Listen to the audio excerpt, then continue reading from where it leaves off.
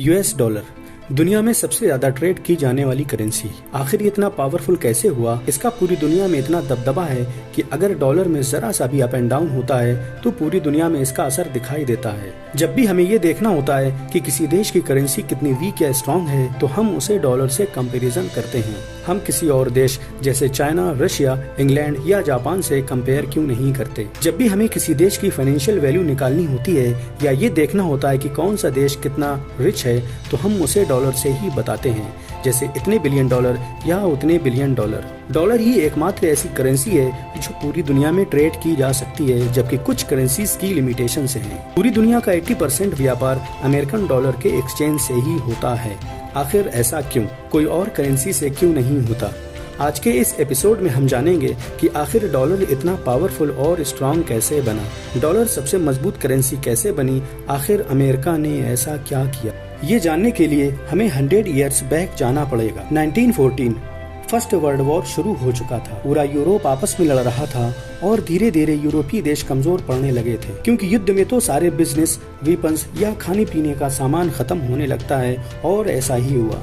सारे यूरोपीय देश अपनी बेसिक नीड्स को पूरा करने के लिए अमेरिका की ओर बढ़ने लगे, क्योंकि उस समय अमेरिका युद्ध में शामिल नहीं था और अमेरिका पहले से ही फाइनेंशियली स्ट्रांग भी बहुत था। अब अमेरिका के पास मौका था सबसे ज्यादा और भी स्ट्रांग बनने का। फिर क्या था? अमेरिका ने व्यापार करना शुरू कर दिया। वर्ल्ड वॉर चल रहा था, रोजमर्रा की चीजें खत्म हो रही थी, हथियार भी खत्म हो रहे थे। हर देश को इन सब चीजों की जरूरत भी थी और खरीदना उनकी मजबूरी भी। इस बात का फायदा उठाते हुए अमेरिका ने एक कंडीशन के साथ ये कहा कि आपको हम सब देंगे, everything, but payment must be made in dollars और गोल्ड। पेमेंट डॉलर में या सोने में करनी होगी। अब डॉलर तो अमेरिका के पास ही थे, तो ये सारे कंट्रीज गोल्ड दे देकर बेसिक जरूरतों का सामान और वेपन्स खरीदने लगे।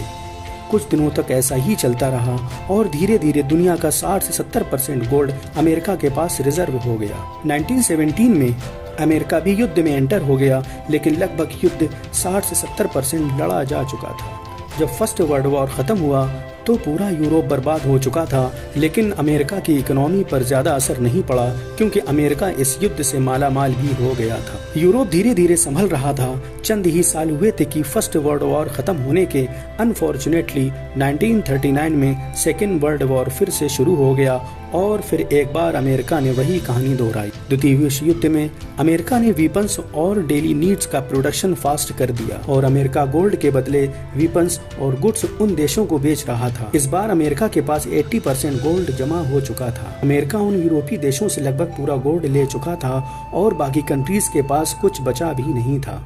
वर्ल्ड वॉर 2 फिनिश भी हो गया, मतलब अब अमेरिका के पास व्यापार का कोई ऑप्शन भी नहीं था। लेकिन अमेरिका और अधिक स्ट्रांग होना चाह रहा था, क्योंकि उसके हथियार सप्लाई होना बंद हो गए थे, जिससे उसे काफी मोटा फायदा होता था। अब उसने सोचा कि डॉलर को ही सारे देशों की करेंसी से लिंक कर दिया जाए, जिससे डॉलर की मांग भी बढ़ जाएगी और फाइनेंशियली अमेरिका स्ट्रांग भी हो जाएगा। मतलब ये हुआ, पूरी दुनिया को उसने डॉलर में ट्रेड करने को कहा। उसने ठान लिया था कि पूरी दुनिया को डॉलर में ही व्यापार करने को मजबूर कर देंगे और ऐसा ही हुआ। 1 जुलाई 1944 44 देशों की कॉन्फ्रेंस हुई, जिसे ब्रेटन वुड कॉन्फ्रेंस कहा जाता है। इसमें यह मुआहदा तय हुआ कि सारे देश अपनी अपनी करेंसी डॉलर से लिंक करेंगे और सारी ट्रेडिंग डॉलर में ही करनी पड़ेगी, और इस तरह डॉलर को ग्लोबल करेंसी की मान्यता मिल गई। क्योंकि अमेरिका उस समय सारे यूरोपीय देशों से बहुत स्ट्रांग था, इसलिए सारे यूरोप को अमेरिका की हाँ में हाँ मिलानी पड़ी और डॉलर को एक्सेप्ट करना पड़ा। अब सारे यूरोप को डॉलर चाहिए था, तो उस बैठक में डॉलर को गोल्ड की वैल्यू के साथ लिंक कर दिया गया। डिसीजन ये निकला कि 1 आउंस गोल्ड के बदले $35 दिए जाएंगे और इस बात पर सब रेडी भी हो गए। अमेरिका 1 आउंस गोल्ड के हिसाब से सबको डॉलर दे रहा था और धीरे धीरे सारा सोना अमेरिका के पास आ रहा था। उस समय अमेरिका ने ये कहा था कि हम उतने ही डॉलर छापेंगे जितना गोल्ड होगा, मतलब गोल्ड स्टैंडर्ड को फॉलो किया जाएगा। एग्जाम्पल, अगर 50 किलो गोल्ड अमेरिका को दिया तो 50 किलो गोल्ड की जो डॉलर में वैल्यू होगी उसी हिसाब से डॉलर प्रिंट होंगे। ये यूरोप देशों के लिए एक धोखा साबित हुआ। कुछ समय तक ऐसा ही चलता रहा। जब बाद में यूरोप को ये डाउट हुआ कि अमेरिका के पास उतना सोना नहीं बचा जितना वो डॉलर प्रिंट किए जा रहा है, तो उन्होंने फेडरल रिजर्व और प्रिंटिंग फैक्ट्री के ऑडिट के लिए अमेरिका पर प्रेशर बिल्ट करना शुरू कर दिया। लेकिन अमेरिका ने इस ऑडिट को अलाउ ही नहीं किया। जब दूसरे मुल्क और प्रेशर बनाने लगे तो उस टाइम के प्रेसिडेंट रिचर्ड निक्सन ने 15 अगस्त 1971 को ये ऐलान किया कि अब यूएस गोल्ड स्टैंडर्ड को फॉलो नहीं करेगा, अब डॉलर ही स्टैंडर्ड है। इस तरह डॉलर और स्ट्रांग हो गया। इससे पूरी दुनिया को झटका लगा क्योंकि सारा गोल्ड यूएस के पास पहुंच चुका था और इसलिए कोई कुछ कर भी नहीं सकता था और इस तरह डॉलर एकमात्र करेंसी बन गई। समय गुजरता रहा, दूसरे देशों की फाइनेंशियल कंडीशन में सुधार आ रहा था और दूसरी करेंसी भी वैल्यू बनाती जा रही थी। अब अमेरिका को ये डर सताने लगा कि कहीं डॉलर को किसी और करेंसी से रिप्लेस ना कर दिया जाए, क्योंकि अगर डॉलर की वैल्यू कम होगी तो यूएस खत्म हो जाएगा। तब अमेरिका ने यह प्लान किया कि ऐसी कमोडिटी को ओवरटेक किया जाए कि जिसकी जरूरत सबको है, और वो कमोडिटी थी ऑयल। उसने सोचा अगर ऑयल हमारे हाथ आ जाए तो हमारा पावर बना रहेगा। अमेरिका ने फिर एक गेम खेला जिसे पेट्रो डॉलर कहा जाता है।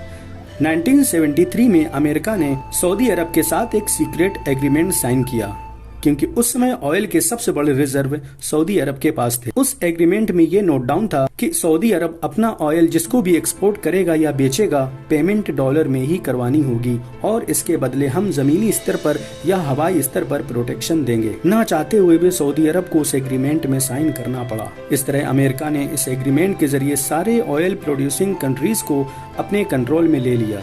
इस एग्रीमेंट से अमेरिका को 2 फायदे हुए, जिसमें पहला बेनिफिट ये हुआ कि जो भी ऑयल प्रोड्यूसिंग कंट्री अपनी करेंसी डॉलर में एक्सचेंज करवाएगी तो इसके कन्वर्जन चार्जेस यूएस को मिलेंगे। दूसरा बेनिफिट ये था कि डॉलर की डिमांड भी तेजी से बढ़ने लगी और डॉलर मजबूत होता चला गया। दोस्तों, उम्मीद है आज के इस एपिसोड में आप डॉलर के बारे में सब कुछ जान गए होंगे। दोस्तों, वीडियो पसंद आने पर लाइक, शेयर, सब्सक्राइब जरूर कर दें। Thanks for watching.